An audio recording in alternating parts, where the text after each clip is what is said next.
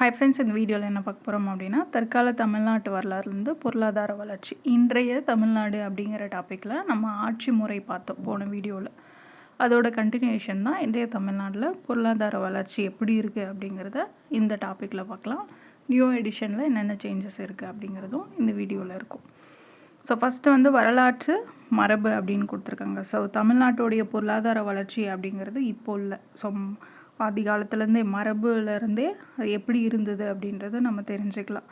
சங்ககால மக்கள் எப்படி இருந்தாங்க அப்படின்னா, மலை சார்ந்த பகுதியை குறிஞ்சி அப்படின்னாங்க. அவங்களுடைய தொழில் அப்படின்னு பார்த்தோன்னா தேன் சேகரிக்கிறது, கிழங்கு அகழ்தல் தான் அவங்களுடைய முக்கியமான தொழில்களாக இருந்தது.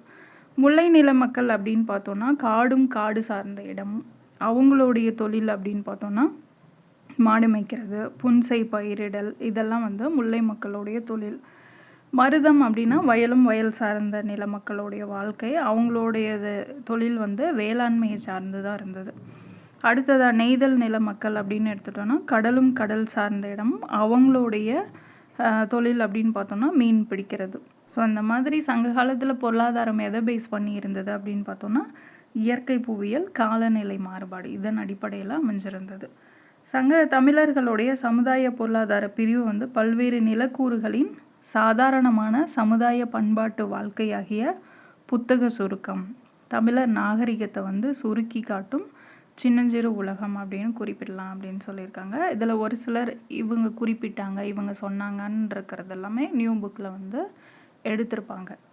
அடுத்ததாக நில மேலாண்மை பொருளாதாரம்னு கொடுத்துருக்காங்க இல்லையா. இந்த நில பாகுபாடு சங்ககால சமுதாய பொருளாதார வளர்ச்சி அப்படிங்கிறது சங்கம் மருவிய காலத்துலேயும் களப்பிரர் ஆட்சி காலத்துலேயும் அது கண்டு கொள்ளப்படலை. அதுக்கு பதிலாக அவங்க என்ன பண்ணுறாங்க, அவங்க வணிகத்துக்கு முக்கியத்துவம் கொடுக்குறாங்க. நிலத்தின் அடிப்படையில் அவங்களுடைய பொருளாதார வளர்ச்சி இல்லை. இது மறுபடியும் அதாவது சங்க காலத்திலேருந்து இந்த சமுதாய பொருளாதார நில அடிப்படையிலான இந்த பொருளாதார வளர்ச்சி யாருடைய காலத்தில் புதுப்பிக்கப்படுது அப்படின்னு பார்த்தோன்னா பல்லவர்கள், அப்புறம் சோழர்கள்லாம் ஆட்சி அமைச்சிருப்பாங்களே அவங்களோட காலத்தில் தான் புதுப்பிக்கப்படுது. ஏரிகள் எல்லாம் வெட்டி நீர்ப்பாசன வசதிகளை பெருக்கி அதுக்கப்புறம் தான் வேளாண்மை வளர்ச்சிக்கு வழிவகுத்தாங்க அவங்க. ஆனால் தமிழ்நாடை பொறுத்த வரைக்கும் இந்த விஜயநகர பேரரசு இருக்கு இல்லையா, இந்த விஜயநகர பேரரசு ஆட்சிக்கு வந்ததுக்கப்புறம் விவசாயிக்கிட்ட இருந்து நிலங்கள்லாம் அபகரித்து நில மேலாண்மை பொருளாதாரம் அப்படிங்கிறத நடைமுறைப்படுத்துகிறாங்க. இந்த நடைமுறையினால் என்ன ஆகுது, விவசாயிக்கிட்டேருந்து நிலங்கள்லாம் வாங்கினாங்க இல்லையா, அந்த நிலங்கள்லாம் பார்த்திங்க அப்படின்னா அரசர்கள், பிராமணர்கள், கோவில்கள், மடங்கள், இந்த 3 வகை நிலப்பிரபுக்கள் இந்த தமிழ்நாட்டுடைய பொருளாதார வளங்களை அவங்களுக்குள்ளே பிரிச்சுக்கிறாங்க. அந்த நிலங்களெல்லாம் விற்கிறாங்க. என்னென்ன பெயரில் அப்படின்னா வாரம், குத்தகை, பண்ணை, இந்த பெயரில் நிலம்லாம் விற்பனை பொருளாகுது. ஸோ இதுவரைக்கும் தமிழக விவசாயிகள் வளமாக இருந்தவங்க வறுமை நிலைக்கு தள்ளப்படுறாங்க. யாருடைய ஆட்சி காலத்தில், விஜயநகர பேரரசன் ஆட்சி காலத்தில். அடுத்ததாக ரைத்துவாரி பொருளாதாரம். ஸோ ஆங்கிலேயருடைய வருகைக்கு அப்புறமா தமிழ்நாட்டுடைய பாரமகால் பகுதியில் இப்போ இருக்கக்கூடிய அந்த பாரமகால் பகுதி அப்படிங்கிறது கிருஷ்ணகிரி, தருமபுரி, வேலூர், சேலம், கோவை, இந்த பகுதிகளில் ரைத்துவாரி முறை அறிமுகப்படுத்தப்படுது. பணப்பயிர்கள் விளைவிக்கிறத தான் ஊக்குவிக்கிறாங்க அவங்க. இதனால் பணப்புழக்கம் அதிகமாகுது. ஸோ மணி சப்ளை அதிகமாகுது. இந்த டைமில் தான் மேட்டூர் அணை கட்டப்படுது. காவிரி பாசன பகுதி விரிவுபடுத்தப்படுது. கிணற்று பாசனம் அதிகரிக்குது. வேளாண்மை சந்தை பொருளாதாரமாக மாறுது. ஸோ வேளாண்மை மாதிரியே தொழில் வளர்ச்சியும் விரிவடையுது. தென் ஆற்காட்டில் சர்க்கரை ஆலைகளும், தருமபுரி, வட ஆற்காடு, இந்த மாவட்டங்களில் தோல் பதனிடக்கூடிய தொழிற்சாலைகளும், மதுக்கரை, டால்மியாபுரம், தாளையூத்து, இந்த இடங்களில் சிமெண்ட் தொழிற்சாலைகளையும், ராணிப்பேட்டை, மேட்டூர் ரசாயன ஆலைகளும், ராமநாதபுரம், சிவகாசி பகுதிகளில் தீப்பெட்டி தொழிற்சாலைகளும் ஆரம்பிக்கப்படுது. யார், ஆங்கிலேயரின் வருகைக்கு அப்புறமா. ஸோ பிரிட்டிஷ் ஆட்சி காலத்தில் தமிழ்நாட்டுடைய இந்த வர்த்தக, வேளாண்மை, தொழில் வளர்ச்சியெல்லாம் பார்த்தோம் அப்படின்னா நல்லா தான் இருந்தது. இந்திய விடுதலை அடைஞ்சதுக்கப்புறம் தமிழ்நாட்டுடைய பொருளாதாரம் அப்படிங்கிறது இப்போ மத்திய அரசு என்ன பொருளாதார வளர்ச்சிக்கு திட்டமிட்டதோ அதோட பாதையில் தான் தமிழ்நாட்டுடைய பொருளாதார வளர்ச்சியும் இருந்தது. திட்டக்குழு, ஸோ மத்திய திட்டக்குழு, பிளானிங் கமிஷன் அப்படிங்கிறது ஆரம்பிக்கப்படுது. எப்போது, 1950 மார்ச் 15 அன்னைக்கு இந்திய திட்டக்குழு ஆரம்பிக்கிறாங்க. இதோட முக்கிய நோக்கம் என்ன அப்படின்னு பார்த்தோம்னா, நாட்டோடைய இயற்கை, மழை, மூலதன வளங்களை கண்டறிஞ்சு அதை ஆக்கப்பூர்வமாக பயன்படுத்திக்கிறது. 2வது பொருளாதார வளர்ச்சிக்கான திட்டங்கள் என்னென்ன அப்படின்றத தீட்டி அதை நடைமுறைப்படுத்துறது. 3வது பொருளாதார விரைவு வளர்ச்சிக்கான ஆலோசனைகளை வழங்கக்கூடியது. 4வது திட்டங்களின் முன்னுரிமைகளை தீர்மானித்து அதை செயல்படுத்துறது. 5வது திட்டமிட்ட பொருளாதார வளர்ச்சிக்கு எதிராக என்னென்ன தடைகள்லாம் இருக்கோ அதெல்லாம் நீக்கிறதுக்கு வழிவகுக்கிறது. 6வது திட்ட மதிப்பீடு செஞ்சு பொருளாதார வளர்ச்சிக்கான கொள்கைகளை முடிவெடுப்பதற்கான பரிந்துரைகளை இவங்க வழங்குறது. ஸோ இதுதான் மத்திய திட்டக்குழுவுடைய அது ஆரம்பிக்கப்பட்டதுக்கான நோக்கங்கள். இதே போல் மாநில திட்டக்குழு. ஸோ மத்திய அரசு என்ன பண்ணுறாங்களோ அதன் வழியில் தான் மாநில அரசும் செயல்படும். அப்படி ஆரம்பிக்கப்பட்டது தான் தமிழ்நாட்டுக்குன்னு ஒரு திட்டக்குழு அமைக்கிறாங்க. முன்மாதிரியாக வச்சு, அதாவது மத்திய திட்டக்குழுவை முன்மாதிரியாக வச்சு தமிழ்நாடு திட்டக்குழு அமைக்கப்படுது. இதோடைய நோக்கம் என்ன அப்படின்னு பார்த்தோன்னா, மாநில பொருளாதார வளர்ச்சிக்கான திட்டங்களை தீட்டுறது, அதை செயல்படுத்துறது, மதிப்பீடு பண்ணுறது, இதன் மூலமாக மக்களுடைய பொருளாதார நிலையை உயர்த்துறது. இதுதான் இவங்களுடைய நோக்கம். இதுக்கு தலைவராக யார் இருப்பாங்க அப்படின்னா முதலமைச்சர். இந்த குழுவில் துணைத் தலைவர், முழு நேர அப்புறம் பகுதி நேர உறுப்பினர்கள், உறுப்பினர் செயலாளர் இவங்கெல்லாம் இருப்பாங்க. தமிழ்நாடு திட்டக்குழு அரசியலமைப்பு சாராத ஆலோசனை நிறுவனமாகும். நான் கான்ஸ்டியூஷனல் பாடி தான் தமிழ்நாடு மாநில திட்டக்குழு. இந்த குழுவோடைய துணைத் தலைவர் இருக்கார் இல்லையா, அவர் மாநில அமைச்சருக்கான என்ன தகுதி இருக்கோ அது அவருக்கு இருக்குது. மாநில அமைச்சருக்குரிய தகுதி தான் இந்த குழுவோடைய துணைத் தலைவருக்கு இருக்குது. அடுத்ததாக பொருளாதார வளர்ச்சி. 1947 to 67 20 ஆண்டுகள் இந்தியா விடுதலைக்கு அப்புறமா தமிழ்நாட்டை எடுத்துட்டோம் அப்படின்னா 20 ஆண்டுகள் காங்கிரஸ் தான் ஆட்சி செஞ்சுருக்கும். ஓபி ராமசாமி ரெட்டியார், பிஎஸ் குமாரசாமி ராஜா, ராஜாஜி, அப்புறம் காமராஜர், பக்தவட்சலம் இவங்கெல்லாம் முதலமைச்சராக இருந்திருப்பாங்க. 20 ஆண்டுகள் தமிழ்நாட்டில் காங்கிரஸ் ஆட்சி தான். இவங்க எல்லாருமே இந்திய விடுதலை போராட்டத்தில் பங்கேற்றவங்க. தேசப்பற்றுமிக்க தேசியவாதிகள், தேசிய கண்ணோட்டத்தோட தமிழ்நாட்டோடைய முன்னேற்றத்துக்காக உழைச்சவங்க.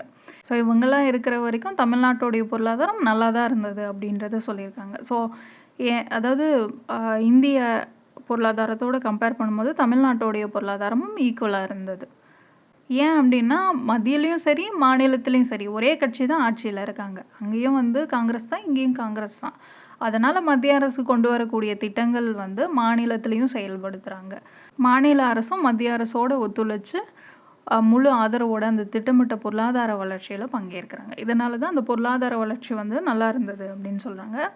அடுத்ததாக காங்கிரஸ் இருந்ததுலே இந்த 20 ஆண்டுகள் அந்த டைமில் தான் நிறைய அணைகள் கட்டப்படுது. கீழ்பவானி, சாத்தனூர், வைகை அணைகள்லாம் கட்டப்படுது. மேட்டூர் கால்வாய், புள்ளப்பட்டி கால்வாய்கள்லாம் கட்டப்படுது. ஆற்று பாசன பகுதிகளில் நீர்ப்பாசன வசதிகள் விரிவுபடுத்தப்படுது. இதே போல் கிணற்று பாசன நிலப்பரப்பு 2 மடங்காக அதிகமாகுது இவங்களுடைய ஆட்சியில். நில சீர்திருத்த சட்டங்கள் கொண்டு வராங்க. நிறைய தொழிற்சாலைகளும் அமைக்கப்படுது. ஜவுளி, சிமெண்ட், சர்க்கரை தொழிற்சாலைகள்லாம் ஆரம்பிக்கப்படுது. பொதுத்துறை தொழிற்சாலைகள் என்னென்ன இவங்களுடைய காலத்தில் ஆரம்பிக்கப்பட்டது அப்படின்னு பார்த்தோன்னா, நெய்வேலி மின் உற்பத்தி நிலையம், பெரம்பூர் ரயில் பெட்டி தொழிற்சாலை, திருச்சி பெல் தொழிற்சாலை, ஆவடி டேங்க் தொழிற்சாலை, சென்னை உரத் ஆலை, திருச்சி ஆயுத ஆலை இதெல்லாம் இவங்களுடைய காலத்தில் தான் ஸ்டார்ட் பண்ணாங்க. நிறைய தொழிற்பேட்டைகள் ஆரம்பிக்கப்பட்டது. தமிழ்நாட்டில் புதிய தொழில் மையங்கள் விரைவாக இவங்களுடைய காலத்தில் வளர்ச்சி அடைந்தது அப்படின்றத கொடுத்துருக்காங்க. ஸோ பொருள் உற்பத்தியும் இதனால் என்ன ஆகுது, பொருள் உற்பத்தி, வருவாய் இதெல்லாம் அதிகமாகுது. இதோட விளைவு என்ன, தொழில் வளர்ச்சியில் இந்தியாவில் தமிழ்நாடு 8வது இடத்தை பிடிச்சது. இந்த முதல் 3 ஐந்தாண்டு திட்ட காலம் இருக்கு இல்லையா, 51 to 66 இந்த டைமில் தமிழ்நாட்டோடைய வேளாண்மை, தொழில் இதெல்லாம் போட்டி போட்டு வளர்ந்தது அப்படின்னு சொல்கிறாங்க. இந்த காலகட்டத்தை தான் தமிழக பொருளாதாரத்தின் பொற்காலம் எனலாம் அப்படின்னு சொல்லியிருக்காங்க. So 51 to 66. அடுத்ததாக பொருளாதார பொற்காலம் அப்படின்றதுல வேளாண்மை வளர்ச்சி பற்றி சொல்லியிருக்காங்க. ஸோ தமிழ்நாடு சங்க காலத்துலேருந்து இன்றைக்கு வரைக்கும் ஒரு விவசாயம் சார்ந்த பூமி தான். ஆனால் களப்பிரர்களுடைய ஆட்சி காலத்தில் இந்த வேளாண்மை புறக்கணிக்கப்படுது. அவங்க வணிகத்துக்கு தான் முக்கியத்துவம் கொடுத்துருந்துருப்பாங்க. அதுக்கப்புறம் ஆட்சிக்கு விஜயநகர பேரரசு ஆட்சி காலத்துலேயும் சரி, வேளாண்மை இவங்களுடைய காலத்தில் இந்த வேளாண்மை அரசோட கட்டுப்பாட்டின் கீழே கொண்டு வரப்படுது. நில நிர்வாகத்தை, அதை சார்ந்த விவசாயத்தை அரசர்கள், மேல் ஜாதி நில உடைமையாளர்கள், கோவில் மடங்கள்னு பங்கிட்டுக்கிறாங்க. நம்ம ஏற்கனவே பார்த்தது தான். குடிவாரம், குத்தகை, பண்ணை அப்படின்ற பெயரில் விளைநிலங்கள் விற்கப்பட்டது அப்படின்னு சொன்னோம், அபகரிக்கப்படுது. குட்டி குடியரசுகள் அப்படின்னு சொல்லப்பட்ட இந்த சுயாட்சி கிராமங்கள் அவங்க மட்டும் தனியாக வந்து செயல்படுவாங்க இல்லையா? ஸோ அந்த மாதிரி இருக்கிற கிராமங்களும் வந்து நிறைய சுரண்டப்படுது இவங்களுடைய ஆட்சி காலத்தில். அதுக்கப்புறம் ஆங்கிலேயர்களுடைய ஆட்சி. இங்கே ஆங்கிலேயர்களுடைய ஆதிக்கத்துக்கு அப்புறமா தமிழ்நாட்டுடைய வேளாண்மையில் நிறைய அடிப்படை மாற்றங்கள் வந்து செய்யப்படுது. எக்ஸாம்பிள் பார்த்தோம் அப்படின்னா ரயத்வாரி முறை வந்து நடைமுறைப்படுத்தப்படுது. விவசாயிகளும் விவசாய தொழிலாளர்களும் அப்போ தான் ஊக்கம் பெறுறாங்க. ஆறு, ஏரி, கிணற்று பாசனம் வந்து விரிவுபடுத்துகிறாங்க. விவசாய நிலப்பரப்பை வந்து அதிகரிக்கிறாங்க. நிலக்குவியல் முறைக்கு பதிலாக நிலப்பரவல் முறை வந்து நடைமுறைக்கு வந்தது இவங்களுடைய காலத்தில் தான். பருத்தி, நிலக்கடலை இந்த மாதிரி பணப்பயிர்கள் வந்து அதிகமாக பயிரிடப்பட்டது. பாசன முறைகளில் கிணற்று பாசனம் தான் பிரதான இடத்துல இருந்தது. நிலத்தடி நீர் பாசனத்தால் பின்தங்கிய ஜாதிகளின் நில ஆதிக்கம் வளர்ந்தது அப்படின்னு சொல்கிறாங்க. இந்திய விடுதலை ஆனதுக்கு அப்புறம் குறிப்பாக அந்த முதல் 3-5 ஆண்டு திட்டங்கள் செயல்படுத்தின அந்த டைமில் தமிழ்நாட்டுடைய வேளாண்மையில் நிறைய மாற்றங்கள் வந்து வந்தது அப்படின்னு சொல்கிறாங்க. அதில் முதலிடம் பெறுறது அப்படின்னா நில சீர்திருத்த சட்டங்கள் தான், லேண்ட் ரிஃபார்ம் ஆக்ட்ஸ். இதில் இந்த 2வது 5ஆண்டு திட்டத்தில் செகண்ட் 5 இயர் பிளானில் தான், அதாவது 1960 தான் முதல் முறையாக தமிழ்நாடு நில சீர்திருத்த சட்டம் வந்து நிறைவேற்றப்படுது. இந்த சட்டத்தின்படி தான் நில உடைமைக்கு உச்சவரம்பை வந்து நிர்ணயிக்கிறாங்க. அதாவது ஒருத்தங்க இவ்வளோ தான் வச்சுருக்கணும் அப்படின்னு சொல்லி அந்த உச்சவரம்பை நிர்ணயித்தது தமிழ்நாடு நில சீர்திருத்த சட்டம் தான். அதன்படி பார்த்தோம் அப்படின்னா 5 பேர் இருக்கிற குடும்பத்துக்கு 30 ஏக்கர் நிலம் தான் அதிகபட்ச உச்சவரம்பு. அதாவது அவ்வளோதான் வந்து வச்சுருக்கணும் அப்படின்னு சொல்லி இந்த சட்டத்தில் தீர்மானிக்கப்படுது. இதுக்கப்புறம் நிறைய நில சீர்திருத்த சட்டங்கள்லாம் கொண்டு வந்திருப்பாங்க இல்லையா? இந்த சட்டத்தோடைய விரிவாக்கம் தான் இந்த அதுக்கப்புறம் கொண்டு வந்த நில சீர்திருத்த சட்டங்கள் எல்லாமே. இந்த சட்டத்தோடைய அடிப்படை நோக்கம் என்ன அப்படின்னா, உச்சவரம்பு நிர்ணயிக்கப்பட்டதுக்கு அப்புறமா கிடைக்கக்கூடிய அந்த உபரி நிலம், இப்போ 30 ஏக்கர் தான் வச்சுருக்கணும் ஒருத்தங்கன்னு சொல்லிட்டாங்க. அவர்கிட்ட 35 இருக்குது. அப்போ அந்த 5 ஏக்கர் வந்து மிச்சமாகும். உபரி நிலம் இருக்கு இல்லையா? அதை நிலம் இல்லாத விவசாயிகள் இருப்பாங்க இல்லையா? அவங்களுக்கு பிரித்து கொடுக்கறது தான் இந்த சட்டத்தோடைய முக்கியமான நோக்கமே. ஆனால் இது எப்படி மாறிடுச்சு அப்படின்னா, பினாமி பதிலிகள் மூலமாக இந்த நிலக்குவியல் முறை, என் பேரில் 30 ஏக்கர் இருக்குது, ஆனால் என்கிட்ட மிச்சம் இருக்கிறத இன்னொருத்தர் பேரில் நான் மாற்றி வச்சுட்டேன், நானே யூஸ் பண்ணிக்குவேன் அப்படின்ற மாதிரி பினாமி மாதிரி வந்துடுச்சு அப்படின்னு சொல்கிறாங்க. இதனால் என்ன ஆகுது? நிலமற்ற விவசாயிகள் வந்து வஞ்சிக்கப்படுறாங்க. அடுத்ததாக கழக ஆட்சியில் பொருளாதார வளர்ச்சி 67க்கு அப்புறமா எப்படி இருந்தது அப்படின்றது சொல்லியிருக்காங்க. 67 to 2011. 1967 யாருடைய ஆட்சி? அறிஞர் அண்ணா ஆட்சி. ஸோ திமுக வந்து பொறுப்பேற்குது. அவங்களுடைய திமுக அரசு எப்படி இருந்தது? திராவிட நாடு, தமிழர் பண்பாடு, காங்கிரஸ் எதிர்ப்பு, மத்திய அரசோட மோதல், இந்த மாதிரிலாம் இருந்ததுனால தமிழ்நாட்டோடைய பொருளாதாரம் வந்து நிறைய அடி வாங்குது. அவர் பொருளாதாரம் படித்தவர் தான், ஆனாலும் அவரால் என்ன பண்ண முடியல? தமிழக பொருளாதார வளர்ச்சிக்கான அந்த தொலைநோக்கு திட்டங்களை தீட்ட முடியல. அது மட்டும் இல்லாமல் அவர் பணத்தோட்டம் அப்படின்ற அவருடைய புத்தகத்தில் பொருளாதார புரட்சி பற்றி கருத்துக்கள்லாம் சொல்லியிருந்திருப்பார். ஆனால் அதுக்கு செயல் வடிவம் கொடுக்க முடியலை அவர் ஆட்சி பொறுப்பேற்றதுக்கு அப்புறமா. தமிழ்நாட்டில் திமுக ஆட்சி செய்யும்போது தான் மத்தியில் என்ன கொண்டு வராங்க? பசுமை புரட்சி திட்டம் வந்து அறிமுகப்படுத்துகிறாங்க. ஸோ அதுக்கு காரணகர்த்தாவாக இருந்தவர் அப்படின்னா மத்திய அமைச்சர் சி. சுப்பிரமணியம். ஸோ விஞ்ஞான வேளாண்மையின் மூலமாக விவசாய புரட்சியை வந்து ஏற்படுத்துகிறாரு. பட் இந்த திட்டத்தோடைய அடிப்படை முக்கியத்துவம் என்ன அப்படிங்கிறது திமுக அரசு புரிஞ்சுக்காமல், அது வந்து காங்கிரஸ் கொண்டு வந்த திட்டம், அதனால் என்ன பண்ணுறாங்க? இந்த திட்டத்துக்கு அக்கறை காட்டல. திமுக அரசு வந்து பசுமை புரட்சியை செயல்படுத்தணும் அப்படின்றதுல அக்கறை காட்டல. ஆனால் இந்த வாய்ப்பை வந்து கோவை, வேலூர் இந்த மாவட்டங்கள்லாம் பயன்படுத்திக்குது. வேளாண்மையில் விரைவாக வளர்ச்சியும் பெறுது. பட் மற்ற மாவட்டங்கள் அப்படின்னு எடுத்துட்டோன்னா தருமபுரி, திருவண்ணாமலை, புதுக்கோட்டை இந்த மாவட்டங்கள்லாம் விவசாயத்தில் பின்தங்குது. இந்த பிராந்திய பொருளாதார ஏற்றத்தாழ்வு தமிழ்நாட்டு பொருளாதார சமநிலையற்ற வளர்ச்சிக்கு காரணம் அப்படின்னு சொல்கிறாங்க. அது மட்டும் இல்லாமல் வேலை இல்லாத விவசாயிகளும் விவசாய தொழிலாளர்களும் வேலை தேடி எங்கே போகிறாங்க? நகரங்களுக்கு போகிறாங்க. அங்கே போய் குடியேறுறாங்க. கிராமத்தில் இருக்கிறவங்க வறுமையிலேயே இருந்தாங்க. அடுத்ததாக வேளாண்மை நெருக்கடி. தமிழ்நாட்டுடைய வேளாண்மை வளர்ச்சி பற்றி புள்ளி விவரம் என்ன சொல்லுது அப்படின்னு பார்த்தோம்னா, 1967 வரைக்கும் தமிழகத்தோடைய மொத்த வருவாயில் 52% வேளாண்மை வளர்ச்சிக்காக செலவிட்டிருக்காங்க.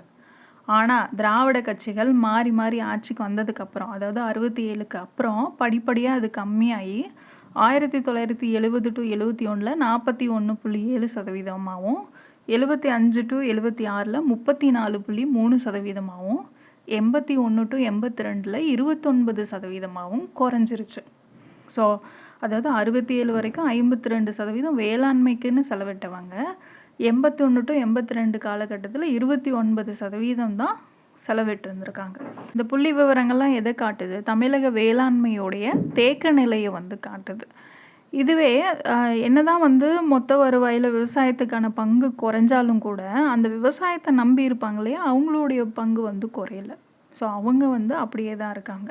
இந்த சமநிலையின்மை தான் 2 விளைவுகளை வந்து ஏற்படுத்துது. ஒன்று, வேளாண்மையோடைய உற்பத்தி திறன் வந்து குறையுது, ப்ரொடக்டிவிட்டி வந்து கம்மியாயிடுச்சு. 2வது, விவசாயம் சார்ந்த வேலையின்மை வந்து அதிகமாகுது, அன்எம்ப்ளாய்மெண்ட் ரேட் வந்து அதிகமாயிடுச்சு. ஸோ இதுதான் தமிழக வேளாண்மை வந்து நெருக்கடிக்கு உள்ளானதுக்கு காரணம் அப்படின்னு சொல்லியிருக்காங்க. அடுத்ததாக பொருளாதார போக்கு. இந்தியா விடுதலை ஆனதுலேருந்து இப்போ வரைக்கும் பார்த்திங்கன்னா தமிழ்நாட்டு வேளாண்மை வளர்ச்சியை மதிப்பீடு செஞ்சு பார்க்கையில் என்னென்ன பொருளாதார போக்கு தெளிவாக தெரியுது அப்படின்னா, 1, மாநிலத்தோட மொத்த வருவாயில் வேளாண்மை வளர்ச்சிக்கான பங்கு குறைஞ்சிருச்சு, வேளாண்மைக்குன்னு செலவு பண்ணுறது வந்து கம்மியாக இருக்குது. 2வது, தமிழக வேளாண்மை வந்து படிப்படியாக உணவு சாராத பணப்பயிர் விவசாயமாக மாறிட்டுருக்கு. அதாவது உணவு பயிரை விளைவிக்கிறதுக்கு பதிலாக வணிக நோக்கத்துக்காக பணப்பயிர்களை அதிகமாக விளைச்சல் பண்ண ஆரம்பிச்சிட்டாங்க. 3வது, நில உடைமை உறவிலும் விவசாய பொருள் உற்பத்தியிலும் மாற்றங்கள் ஏற்பட்டிருந்தா கூட அந்த மாற்றங்களோட பயன் யாருக்கு தான் போகுது? மற்றவங்களுக்கு தான் போகுது, விவசாய தொழிலாளர்களுக்கு சென்றடையலை. அது ஒரு காரணம். 4வது, சிறு குறு விவசாயிகளுடைய வருமானத்தில் தேக்க நிலை ஏற்பட்டிருக்கு. 5வது, இந்த நடுத்தர விவசாயிகளுடைய எண்ணிக்கையும் சரி நிலப்பரப்பும் சரி கம்மியாயிடுச்சு. அதாவது விவசாய நிலங்கள்லாம் என்னவா மாறிட்டுருக்கு? வீடுகளாகவும் தொழிற்சாலைகளாகவும் மாறிட்டுருக்கு. 6வது, அரசாங்கம் அளிக்கக்கூடிய சலுகைகளை யார் முழுசாக பயன்படுத்திக்கிறா? வசதியான பெரிய விவசாயிகள் தான். அவங்களுக்கு கீழே கூலிக்கு வேலை பார்க்குறவங்களுக்கெல்லாம் அந்த சலுகைகள் போய் சேர்றதில்ல. அரசாங்க ஆதரவோட அந்த வசதியான பெரிய விவசாயிகள் தான் வளமாக வாழ்கிறாங்க. 7வது, முக்கியமான பயிர்களான இந்த நெல், கரும்பு, பருத்தி, நிலக்கடலை இதெல்லாம் சாகுபடி பண்ணுறாங்க இல்லையா, உடல் உழைப்பு வந்து கம்மியாயிடுச்சு. அதுக்கு பதிலாக என்ன யூஸ் பண்ணுறாங்க? மெஷின்ஸ் வந்து யூஸ் பண்ணிக்கிறாங்க. எந்திர நவீன இடுபொருட்களுடைய உபயோகம் வந்து அதிகமாயிடுச்சு. 8வது, நிறைய காரணங்களால் இந்த சாகுபடி நிலங்கள்லாம் என்னவாயிடுச்சு? தரிசு நிலங்களாக மாறிடுச்சு. அது மட்டும் இல்லாமல் பொதுவாக கிராமங்களோடைய விளைச்சல் கம்மியாகி வேலையின்மை வந்து அதிகமாகிடுச்சு. வேலையில்லா விவசாய தொழிலாளர்கள் வந்து மற்ற இடங்களுக்கு வேலை தேடி குடிபெயரக்கூடிய நிலை ஏற்பட்டுருச்சு. குறிப்பாக இந்த மானாவாரி பிரதேசங்களில் டெல்டா இல்லாத வட மாவட்டங்கள் இருக்கு இல்லையா, அங்கே பிழைப்பு தேடி என்ன பண்ணுறாங்க? குடிபெயர்றாங்க, நகரங்களுக்கு போக ஆரம்பிச்சிட்டாங்க. ஸோ குடிபெயர்தல் சமீப ஆண்டுகளில் மிக அதிகமாக இருக்குது அப்படின்னு சொல்லப்பட்டிருக்கு. இதெல்லாம் தான் இப்போ சுதந்திரம் அடைஞ்சதுலேருந்து இப்போ வரைக்கும் இருக்கக்கூடிய தமிழ்நாட்டுடைய பொருளாதார போக்கு. அடுத்ததாக புதிய பொருளாதார கொள்கை 1990 தான் மத்திய அரசு எல்பிஜி அப்படின்னு சொல்லக்கூடிய புதிய பொருளாதார கொள்கையை கொண்டு வந்திருப்பாங்க. தாராளமயமாக்கல், தனியார் மயமாக்கல், உலகமயமாக்கல் அப்படின்னு சொல்லிட்டு. ஸோ அந்த கொள்கையோட தாக்கத்தினால தமிழ்நாட்டு பொருளாதாரம் குறிப்பாக வேளாண்மை வளர்ச்சி வந்து பாதித்தது அப்படின்னு சொல்லியிருக்காங்க. அதாவது தமிழக விவசாயம் வந்து வெளிநாட்டு விவசாய தேவைகளோடு பிணைக்கப்பட்டது, வெளிநாட்டோடைய விவசாய தேவைகளை சார்ந்திருந்தது. ஏன் அப்படின்னா பணப்பயிர்களுடைய தேவை வந்து அதிகமாகுது. இதனால் என்னாகுது? உணவு பயிர்களுடைய உற்பத்தி வந்து கம்மியாகுது. அது மட்டும் இல்லாமல் விளைநிலங்களில் பொருளாதார மண்டலங்களும் அடுக்குமாடி கட்டடங்களும் கட்டுறதுனால விளைநிலத்தோட பரப்பளவு வந்து குறைஞ்சிருச்சு. உணவுப் பொருட்களோட உற்பத்தியும் வந்து குறையுது, உணவு தட்டுப்பாடு ஏறுது, விலைவாசி உயர்வும் ஏறுது. இதெல்லாம் வந்து தவிர்க்க முடியாததாக மாறிடுச்சு. இதை வந்து என்னன்னு சொல்கிறாங்க? விஷவட்டம், அதாவது விஷியஸ் சர்க்கிள் அப்படின்னு சொல்கிறாங்க. மக்களுக்கான அந்த உணவு பாதுகாப்பு வலயம் வந்து சுருங்கிடுச்சு. நிறைய திட்டங்கள் கொண்டு வந்தாலும், இப்போ உதாரணத்துக்கு பொது விநியோக முறை, பப்ளிக் டிஸ்ட்ரிபியூஷன் சிஸ்டம், சப்சிடி மானிய முறை, இலவச திட்டங்கள், இந்த மாதிரி நிறைய திட்டங்கள் கொண்டு வந்தால் கூட வேளாண்மையோட அடிப்படை பிரச்சனைகளுக்கு இந்த திட்டங்கள்லாம் தீர்வாக அமையலை. ஸோ அரசாங்கத்துக்கிட்ட இருக்கக்கூடிய உணவு தானியங்களோட கையிருப்பு வந்து மக்களுக்கு முறையாக முழுமையாக சென்றடையணும். அதுக்கு என்னென்னலாம் தேவையான உணவுப் பொருட்கள் வந்து தேவையான உணவுப் பொருட்களோடைய இருப்பு இருக்கணும், கையிருப்பு இருக்கணும். 2வது, அவற்றை தேவையான இடத்துக்கு கொண்டு போகணும். 3வது, மக்களுக்கு தடை இல்லாமல் வழங்கணும். இந்த 3யும் கரெக்ட்டா ஃபாலோ பண்ணா தான் என்ன பண்ண முடியும்? அரசாங்கத்துக்கிட்ட இருக்கக்கூடிய உணவு தானியங்களோட கையிருப்பு மக்களுக்கு சென்றடையும்.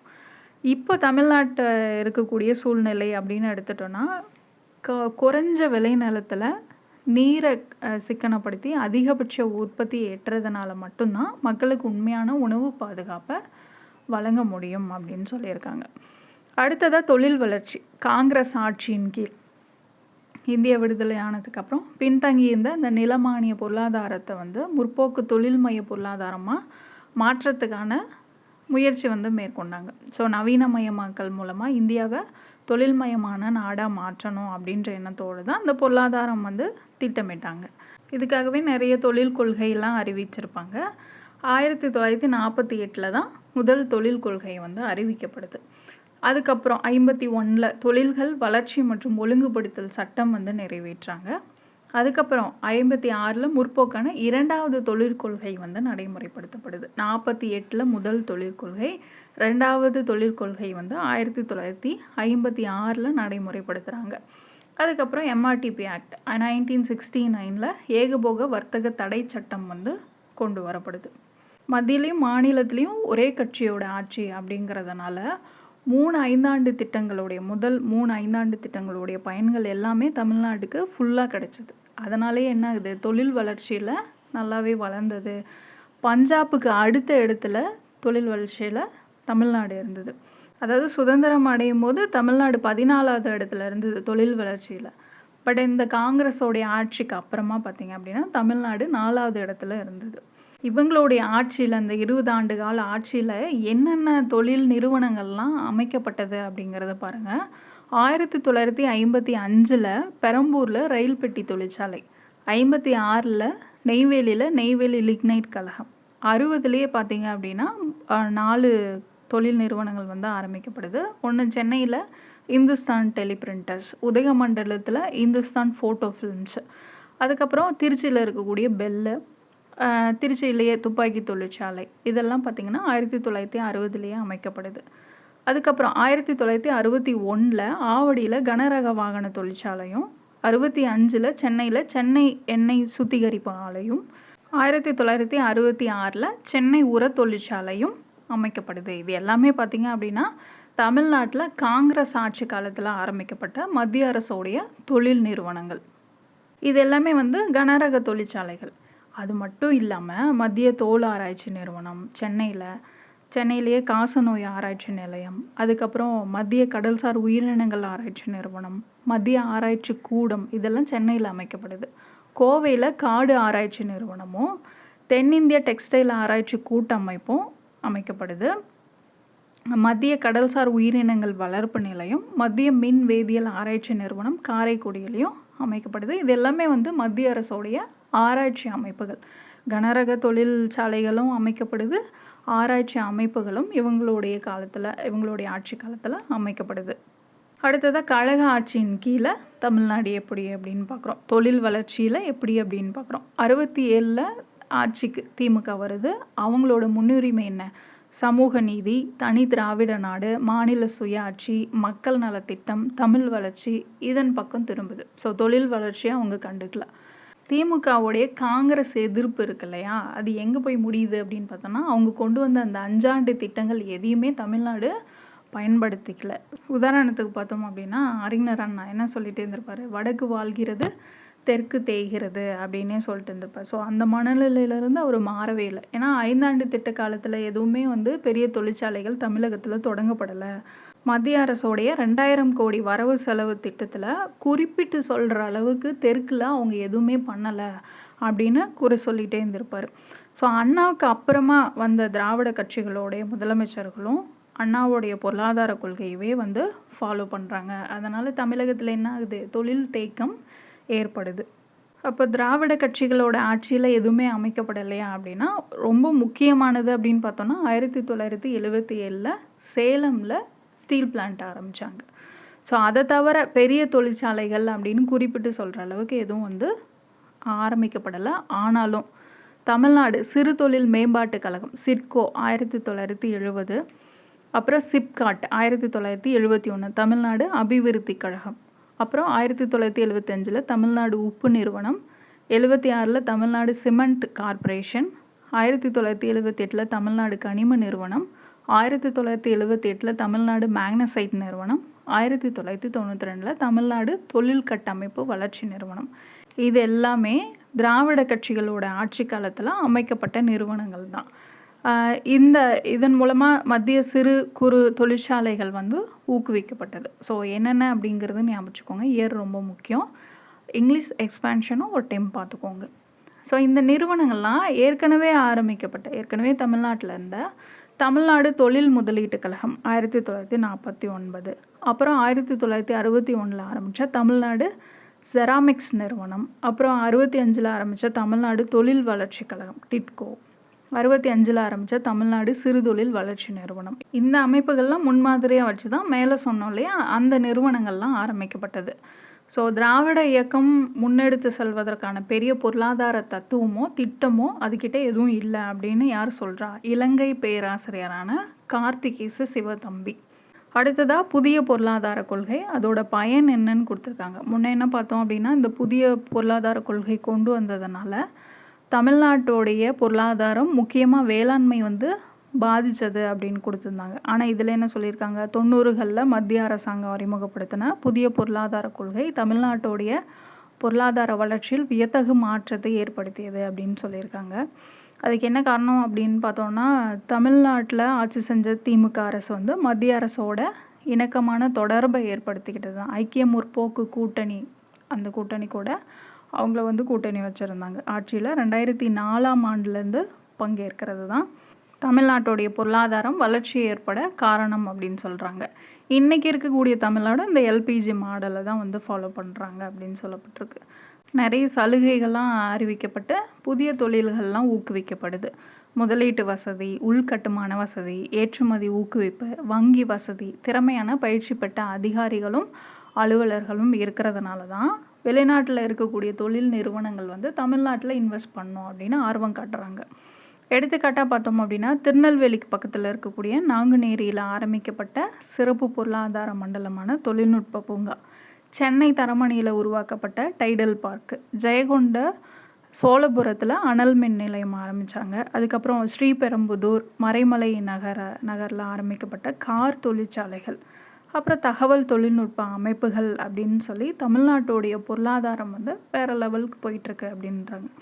ஸோ இதோட விளைவாக 1990ல் 5.1% இருந்த தமிழ்நாட்டுடைய தொழில் உற்பத்தி 1999ல் 6.3% அதிகமாகி 2009ல் 32.3% அதிகமாகிருக்கு. சிறப்பு பொருளாதார மண்டலங்கள் அப்படின்னு பார்த்தோன்னா, இன்ன அளவுக்கு தமிழகத்தில் 93 சிறப்பு பொருளாதார மண்டலங்கள் வந்து இருக்குது, ஸ்பெஷல் எக்கானமிக் ஜோன்ஸ். ஸோ அதில் 63 மண்டலங்கள் வந்து செயல்பட்டுட்டு வருது. 36 மண்டலங்கள் வந்து தகவல் தொழில்நுட்பம் சார்ந்தது. 19 சிறப்பு பொருளாதார மண்டலங்களுக்கான வரைவுகள் வந்து மத்திய அரசோட அனுமதிக்காக அனுப்பப்பட்டிருக்கு. உலக அளவில் புகழ்பெற்ற தொழில் நிறுவனங்கள் வந்து தமிழக அரசோடைய புரிந்துணர்வு ஒப்பந்தம்லாம் மேற்கொள்கிறாங்க. இதுக்கு காரணம் தமிழகத்தில் நிலவக்கூடிய தொழில் அமைதி, தொழில் வளர்ச்சிக்கான அந்த சாதகமான சூழ்நிலை இருக்கிறது. அப்புறம் அறிவாற்றல் பெற்ற தொழில் வல்லுநர்கள். அடுத்ததாக தொழிற்பேட்டைகள் அப்படின்னு எடுத்துட்டோன்னா, தமிழ்நாட்டின் தொழிற்பேட்டைகள் தான் சிறு தொழில்களுடைய தொழில் பூங்காவாக இருக்குது. சிறு தொழில்களில் ஈடுபடக்கூடிய பெண்களுக்கு நிறைய சலுகைகள் வந்து கொடுக்குறாங்க, வாய்ப்புகள் அளிக்கப்படுது, பயிற்சிகளும் அளிக்கப்படுது. இந்த துறையில் இப்போ அந்நிய முதலீடு வந்து அதிகமாகிட்டு வருது. வேலை வாய்ப்புகள் வந்து இதனால் அதிகமாகிருக்கு. இயந்திர உதிரி பாகங்கள், உலோகப் பொருட்கள், ரசாயன பொருட்கள், உணவுப் பொருட்கள், ஆயத்த ஆடைகள், காகித பொருட்கள், தோல் பொருட்கள், ரப்பர், பிளாஸ்டிக், நெசவு தொழில், பின்னலாடை, மின்சாதன போக்குவரத்து இயந்திரங்கள், இதெல்லாம் உள்நாட்டு வெளிநாட்டு சந்தைகளில் சிறப்பிடம் பிடிச்சிருக்கு அப்படின்றாங்க. இந்த தொழிற்சாலைகளோட எண்ணிக்கை 58%, உற்பத்தி மூலதனத்தில் 59%, உற்பத்தி மதிப்பில் 64%, வேலைவாய்ப்பில் 65% அதிகமாக இருக்குது. சிறு தொழில்கள் அப்படின்னு எடுத்துட்டோம்னா, நிறைய மாவட்டங்களில் சிறு தொழில்கள் வந்து வளர்ச்சி அடைஞ்சிருக்கு. இப்போ சென்னை அம்பத்தூர் தொழிற்பேட்டை தான் பன்னாட்டு தகவல் தொழில்நுட்ப கம்பெனிகளோட கோட்டையாக இருக்குது. இன்றைக்கு அளவில் தமிழ்நாட்டில் ரெஜிஸ்டர் பண்ணது அப்படின்னு எடுத்துட்டோம்னா, அந்த சிறு குறு நடுத்தர தொழில் நிறுவனங்கள் எவ்வளோ இருக்குது அப்படின்னு பார்த்தோம்னா 6,11,000 நிறுவனங்கள் வந்து பதிவு செய்யப்பட்டு இப்போவும் வந்து செயல்பட்டுருக்கு. அதில் 43,92,000 பேர் வந்து வேலைவாய்ப்பு பெற்றிருக்கிறாங்க. இந்த நிறுவனங்களுடைய மொத்த முதலீடு எவ்வளோ தெரியுமா? 26,136 கோடி ரூபாய். இதை இன்னும் உலக தரத்துக்கு கொண்டு போகணும் அப்படின்னா இந்த தொழில்களுக்கான உள்கட்டமைப்பு வசதிகளை வந்து அதிகப்படுத்தணும். மூலப்பொருட்களோட விலையேற்றத்தை கட்டுப்படுத்தணும். தடையற்ற மின்சாரம் வழங்கி தனி தொழிற்பேட்டைகளை உருவாக்கி கொடுத்தாங்க அப்படின்னா இந்த சிறு குறு நடுத்தர தொழில் வந்து உலக அளவுக்கு உயர்த்தலாம் அப்படின்னு சொல்லியிருக்காங்க. அடுத்ததாக போக்குவரத்து அப்படின்னு எடுத்துட்டோம்னா மற்றது மாதிரி விவசாயம், தொழில், இயற்கை வளம் மாதிரி போக்குவரத்தும் தமிழ்நாட்டு பொருளாதார வளர்ச்சிக்கு இன்றியமையாத ஒன்று தான். சாலை போக்குவரத்து அப்படின்னு பார்த்தோன்னா தேசிய நெடுஞ்சாலை, மாநில சாலை, உள்வழிச்சாலைன்னு இருக்குது தமிழ்நாட்டில். அதோட மொத்த நீளம் கிட்டத்தட்ட 2,00,000 கிலோமீட்டர். இது மாநில பொருளாதாரத்துடைய நரம்பு மண்டலம் அப்படின்னு சொல்கிறாங்க இது போக்குவரத்து. இந்த சாலைகள் எல்லாம் இணைக்கப்பட்டிருக்கிறதுனால தான் பொருட்களும் மக்களும் இந்தியாவோட எந்த இடத்துக்கு வேணாலும் ஈஸியாக போக முடியுது. தமிழ்நாட்டில் இருக்கக்கூடிய தேசிய நெடுஞ்சாலை, அரசு சாலை, கிழக்கு கடற்கரை சாலை, இந்த மேற்கு கடற்கரை சாலை அப்படிங்கிறது நியூ எடிஷனில் இருக்காது.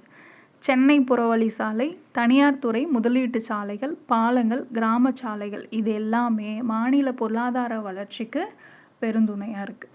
அரசு போக்குவரத்து கழகங்கள் வந்து சிறப்பாக செயல்படுது. தமிழ்நாட்டுடைய விரைவாக வளர்ந்து வரக்கூடிய பொருளாதார தேவைக்கேற்ப தேசிய நெடுஞ்சாலைகளும், மாநில சாலைகளும், மாவட்ட சாலைகளும், கிராம சாலைகளும் இன்னும் பல மடங்கு வந்து விரிவடைய வேண்டியது வந்து தவிர்க்க முடியாத கட்டாயம் அப்படின்னு சொல்லியிருக்காங்க. அடுத்தது ரயில் போக்குவரத்து. 19ஆம் நூற்றாண்டோட இடைப்பகுதியில், அதாவது 1858 தான் தமிழ்நாட்டில் முதல் இருப்பு பாதை போடப்படுது. எங்கேருந்து எங்கே அப்படின்னா ராயபுரத்துலேருந்து ஆற்காடு, வாலாஜா வரைக்கும் அப்போ தான் முதல் இருப்பு பாதை போடுறாங்க. இன்றைக்கி தமிழகத்தில் பிராட்கேஜ் ரயில் பாதை வந்து 1899 கிலோமீட்டர்லேயும், மீட்டர் கேஜ் 2106 கிலோமீட்டர் நீளத்துக்கும் இருக்குது அப்படின்னு சொல்லியிருக்காங்க. ஆனால் இதை பொறுத்த வரைக்கும் 5000க்கு மேலே இருக்குது. ஸோ பிராட்கேஜ் ரயில் பாதை வந்து 5400 சம்திங் கிலோமீட்டரில் இருக்குது தமிழ்நாட்டில். ஸோ அது என்ன எவ்வளோ அப்படிங்கிறது வந்து நீங்கள் ஸ்கூல் புக்ஸில் வந்து அப்டேட்டடாக இருக்கும், அதை பார்த்துக்கோங்க.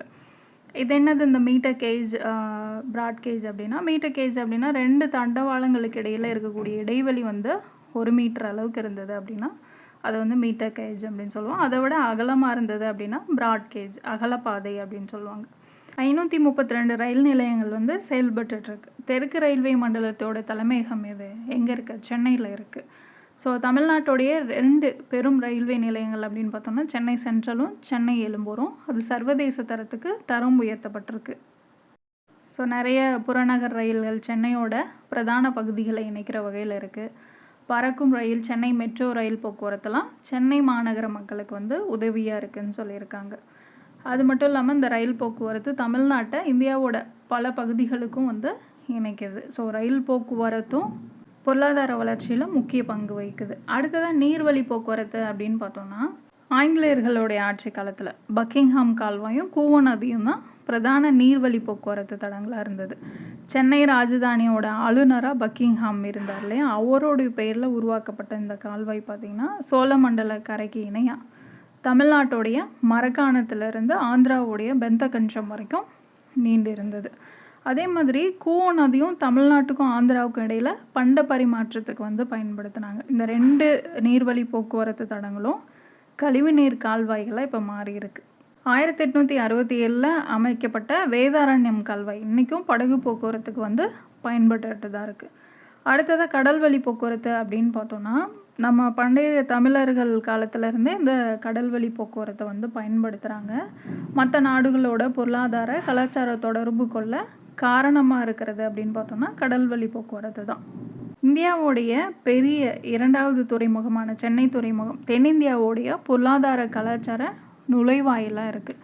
சென்னை, தூத்துக்குடி, எண்ணூர் இந்த துறைமுகங்கள்லாம் தமிழ்நாட்டில் இருக்கக்கூடிய பெரிய துறைமுகங்கள். இதுவே சின்ன துறைமுகங்கள் அப்படின்னு பார்த்தோன்னா கடலூர், நாகப்பட்டினம், கீழக்கரை, கோடியக்கரை, தேவானம்பட்டினம், மண்டபம், காயல்பட்டினம், குளச்சல், தொண்டி, வாலிநோக்கம் இந்த இடங்கள்லாம் சின்ன சின்ன துறைமுகங்கள் வந்து இருக்குது.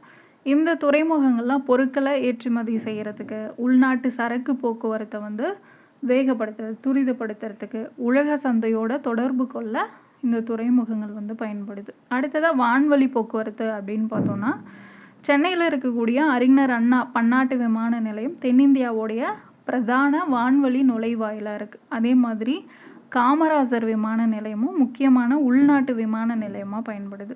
இது மட்டும் இல்லாமல் மதுரை, திருச்சி, கோவை, தூத்துக்குடி, சேலம், புதுச்சேரி இந்த நகரங்கள்லேயும் சிறிய விமான நிலையங்கள் வந்து இருக்குது. அடுத்ததாக 2011 to 12 இடைக்கால வரவு செலவு திட்டம் பட்ஜெட் வந்து கொடுத்துருப்பாங்க. இந்த பழைய புக்கில் அது வரைக்கும் தான் கொடுத்துருப்பாங்க.